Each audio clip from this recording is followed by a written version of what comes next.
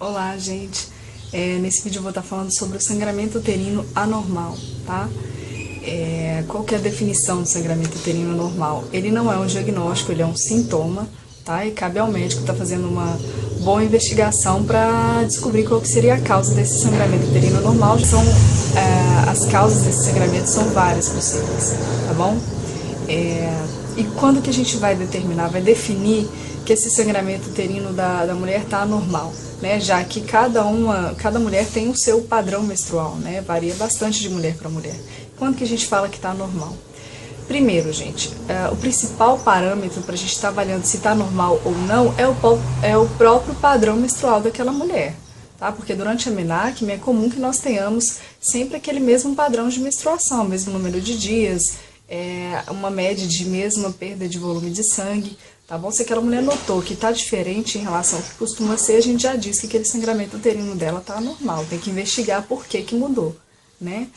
Mas existem aí algumas definições mais gerais, né, do que seria um sangramento uterino anormal, e isso varia muito também dependendo da bibliografia. Uma que nós usamos muito aqui seria o que seria assim, em relação ao padrão de normalidade, né, de menstruação. É uma menstruação que tem duração e número de dias de 2 a 8 dias, é normal, tá? Perda de volume por ciclo de 20 a 80 ml e intervalo entre uma menstruação e outra entre 21 a 35 dias é aceito também como normal, tá bom? Passou disso aí, tá normal, segundo algumas bibliografias, tá? Mas varia também. Os termos que vão definir, né, essas anormalidades, quais que são? Também varia muito, dependendo da bibliografia, tá? O que a gente usa aqui na faculdade é a menorragia para definir a presença de fluxo menstrual aumentado, ou seja, maior do que 80 ml, ou número de dias de menstruação aumentado, ou seja, mais de 8 dias de menstruação, porém com ciclo menstrual regular. Menorragia, tá? Metrorragia é a presença de sangramento uterino fora do ciclo menstrual, um sangramento irregular. Aquela mulher que vai apresentar as duas situações, sangramento irregular fora do ciclo menstrual, junto com o aumento do volume de sangue, de perda sanguínea, ou o número de dias de menstruação, a gente chama de menometrorragia, tá? Agora, se essa mulher ela tem um ciclo menstrual regular e uma perda de volume acima de 80 ml, a gente chama de hipermenorreia também, né? Então acaba sendo sinônimo de menorragia. A diferença é que menorragia engloba também o aumento do número de dias. E se esse sangramento dela está diminuído, ela menstrua menos do que 20 ml de sangue por ciclo, né? Porém com ciclo menstrual regular, a gente chama de hipomenorreia. Se o intervalo de dias entre um sangramento e outro nessa mulher está passando de 35 dias, a gente chama de oligomenorreia. Tá? Se for menos de 21 dias entre uma menstruação e outra, a gente chama de polimenorreia, tá bom? As causas, gente, de sangramento uterino anormal, as principais causas de sangramento uterino anormal variam muito com a faixa etária da paciente, tá? Então eu vou falar para vocês aqui quais são as principais causas dependendo para cada faixa etária, tá? Durante o período neonatal pode acontecer, tá? Nesse neonato aí, nos primeiros 28 dias de vida, pode acontecer um sangramento uterino anormal, e a principal causa desse sangramento na neném é devido a uma supressão hormonal, tá? A mulher, quando ela está gestante, ela produz muito estrogênio, muito hormônio que está ali atuando naquele neném, e após o nascimento vai haver uma supressão desses hormônios que pode acabar cursando com um sangramentozinho, tá? Pode acontecer e não tem que ficar preocupado, tá? Durante a infância, as principais causas de sangramento uterino anormal, a principal delas, corpo estranho, tá? A gente nunca esquecer de olhar. Se essa menininha não colocou alguma coisa dentro da vagina, principalmente aqueles casos que vêm acompanhados de leucorreia fétida, refratária ao tratamento, tá? Lembrar da possibilidade de haver um corpo estranho ali desencadeando isso.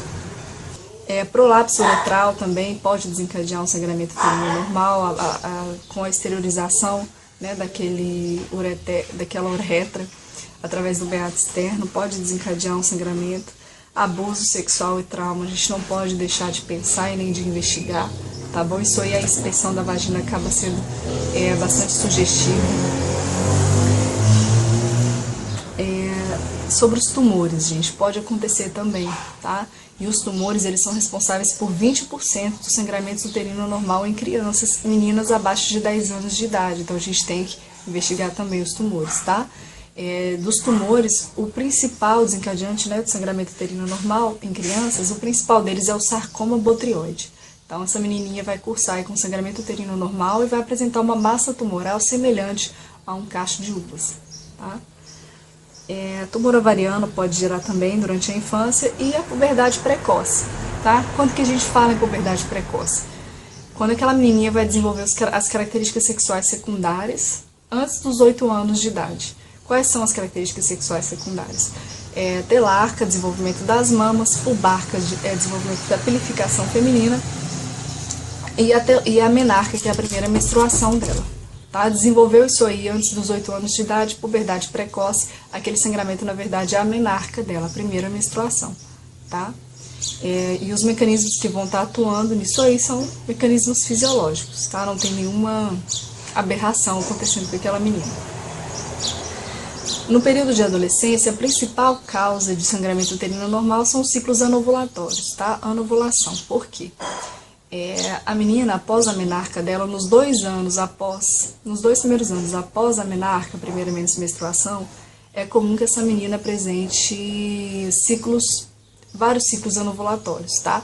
E isso pode desencadear um sangramento uterino normal nela. Inclusive, um padrão aceito aí como normal, como aceitável, de intervalo de uma menstruação e outra para essas meninas, nos 2 primeiros anos após a menarca, seria aí com intervalo de dias entre 21 a 42 dias, né, em contraste com uma mulher, que a gente aceita aí entre 21 a 35. Né? A principal causa dessas anovulações, desses ciclos anovulatórios, né, desse sangramento uterino normal na adolescente, nos 2 primeiros anos de menarca, é a imaturidade do eixo hipotálamo, hipófise, ovário. Gente, eu sou muito alérgica, meu nariz coça o tempo inteiro. Discrasias sanguíneas a gente não pode também deixar de investigar, tá? E no caso das adolescentes, as principais causas de discrasia são a púrpura trombocitopênica idiopática, a principal causa de sangramento uterino normal relacionada à discrasia, e a segunda principal, doença de von Willebrand, tá bom? Lembrar de investigá-las também. Gravidez, né? Infecção, lembrar lá da cervicite por clamídia, né? Que pode gerar um sangramento irregular e um sangramento pós-coito. Pode ser aí, esse sangramento pode ser aí a primeira manifestação de uma DST nessa adolescente. Durante a fase adulta, os principais motivos de sangramento uterino normal, primeiro delas, anormalidades relacionadas à gestação, tá? Quais seriam elas? Gravidez ectópica, mola, abortos, bom? Pólipos, adenomiose e miomas já entram aí como causa, também uma das causas principais de sangramento na mulher adulta. Doenças sistêmicas, discrasias sanguíneas também devem ser lembradas aqui nessa faixa de idade, né, de mulheres adultas, mas aqui a gente já vai lembrar também da leucemia aguda, tá, das trombocitopenias de maneira geral. Uma das causas possíveis também seria a púrpura trombocitopênica idiopática, mas investigar também outras causas possíveis, tá, para essa trombocitopenia. Lembrar também da doença de von Willebrand e de deficiência de fatores da coagulação também durante essa etapa da vida da mulher.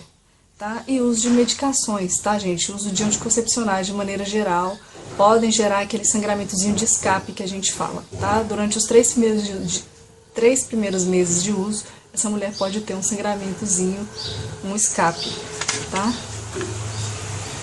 Durante a perimenopausa, as principais causas de sangramento uterino anormal, ciclos anovulatórios também, tá? Pólipos, miomas, eu ia falar leiomiomas, tanto faz, e adenomiose também como causas, uma das principais causas. E aqui já ficar atento aos cânceres, tá, gente? Câncer cervical, lembrar essa mulher sempre de estar fazendo a compostologia oncótica anualmente, né? O que é o famoso Papa Nicolau ou preventivo, né? Câncer de endométrio, então lembrá-la também, essas mulheres que entraram no climatério, de estar fazendo anualmente ultrassom transvaginal para estar rastreando isso, né? E também o câncer de ovários, tá? Durante o pós-menopausa, as principais causas de sangramento, gente, as mulheres que fazem a terapia de reposição hormonal, a terapêutica hormonal, pode sangrar por isso, tá? Devido ao uso dos estrogênios exógenos. A principal causa 30% das causas de sangramento é por conta dessa terapêutica hormonal naquelas que fazem uso, tá? Agora, a principal causa de sangramento uterino anormal durante o período de pós-menopausa não é câncer, gente, é a atrofia de endométrio, tá? Porque esse endométrio ele vai ficando tão fininho que acaba ulcerando e essa ulceração vai gerar um sangramento nessa mulher. Mas em relação ao câncer, o que acontece? Embora o sangramento, a principal causa de sangramento uterino anormal no período de pós-menopausa seja essa atrofia endometrial, pode acontecer, assim, a principal manifestação clínica do câncer de endométrio é o sangramento no pós-menopausa. Então, por esse motivo, essa mulher está no pós-menopausa, sangrou, você tem que descartar a presença de câncer de endométrio, tá? A maneira mais adequada que você tem de fazer isso, padrão ouro, é a esteroscopia com biópsia, tá? Para estar confirmando ou descartando a presença desse câncer. A curetagem ela não é muito adequada, não é a melhor forma que a gente tem de fazer isso, porque é um exame ali feito, é um procedimento feito às cegas, né? O médico ele não está vendo o que ele está colhendo, pode passar ali desapercebida a lesão, ele pode não colher o material que tem para colher, enfim. É um exame que tem as suas limitações, né? Então, mais adequado mesmo, esteroscopia com biópsia, tá? O câncer de endométrio ele é o causador de 15%, tá, do sangramento uterino normal durante o pós-menopausa. Pólipos 10%, hiperplasia endometrial 5% das causas de sangramento no pós-menopausa, tá bom? Sobre o diagnóstico, gente, desse sangramento uterino normal, o que vai determinar, assim, nós temos diversos meios, né, para estar utilizando para fazer esse diagnóstico, confirmar esse diagnóstico, mas o que vai orientar a gente, né, vai ser uma anamnese e exame físico bem feitos, né? Dependendo da anamnese do exame físico, você vai levantar uma hipótese diagnóstica e, de acordo com essa hipótese, você vai fazer as suas solicitações de exame para confirmar aquela hipótese. Os exames que nós temos aí disponíveis, então, seria o TSH, T4 livre, coagulograma, contagem de plaquetas, prova de função hepática, prolactina, beta-HCG, né, hemograma. É bom a gente estar solicitando hemograma, principalmente mulheres com sangramento moderado a severo, para avaliar se essa mulher já não desenvolveu uma anemia, né, devido a essa perda de sangue, né, ultrassom transvaginal, videoesteroscopia, biópsia de endométrio e curetagem uterina, que não é o padrão ouro, mas dependendo do caso acaba sendo a única opção, né. Sobre o sangramento uterino disfuncional, gente, o que é isso, né? Porque muita gente acaba usando esse sangramento uterino disfuncional como um sinônimo de sangramento uterino anormal, e eles não são sinônimos, tá? São situações, são coisas diferentes, tá? O sangramento uterino disfuncional, ele é um tipo de sangramento uterino anormal, mas a gente fala em sangramento uterino disfuncional quando as causas orgânicas para aquele sangramento foram descartadas, tá? É um sangramento em decorrente de ciclos anovulatórios, tá? Então, decorre aí de erros no mecanismo endocrinológico que vai acabar desencadeando esse sangramento na mulher, tá bom? Então, é diferente. Todo sangramento uterino disfuncional é um tipo de sangramento uterino anormal, mas nem todo sangramento uterino anormal é um sangramento uterino disfuncional. Gente, sobre as causas de sangramento uterino disfuncional, nós temos aí a privação absoluta de estrogênio, tá? Tem também como causa disruptura estrogênica. O que é isso? Essa mulher está tendo muita ação do estrogênio ali, sem em contrapartida haver a ação da progesterona, então esse endométrio ele está se proliferando bastante, vai ficando bastante espesso. Como não tem a ação da progesterona, não vai haver ali o desenvolvimento dos vasos necessários para manter aquele endométrio, né? E por esse motivo começa a acontecer pontos de necrose, tá? Gente, é muito difícil para mim fazer um vídeo totalmente silencioso pela minha situação aqui onde eu moro, na minha rua, enfim, tá? Mas enfim, essa privação estrogênica, essa privação de progesterona em relação à ação dos estrogênios ali, que vai proliferando o endométrio, não vai haver a produção dos vasos necessários para nutrir esse estrogênio que está mais espessado e por isso vai desenvolver focos de necrose, tá? E esses focos de necrose vai descamar e vai desencadear ali um sangramento naquela mulher. Privação absoluta de progesterona, a interrupção súbita da progesterona gera sangramento, tá? Mas para isso tem que ter havido ali uma ação prévia dos estrogênios e inclusive a intensidade desse sangramento vai depender ali da intensidade de estímulo estrogênico que aquele endométrio sofreu, tá? Estímulo contínuo de progesterona sem a ação dos estrogênios ou uma ação muito pequeno dos estrogênios em relação à ação dessa progesterona, lembrar que ela diminui o número de receptores de estrogênio ali no endométrio, então vai afinando, esse endométrio vai afinando, isso pode gerar aí um sangramento irregular e intermitente nessa mulher, tá bom?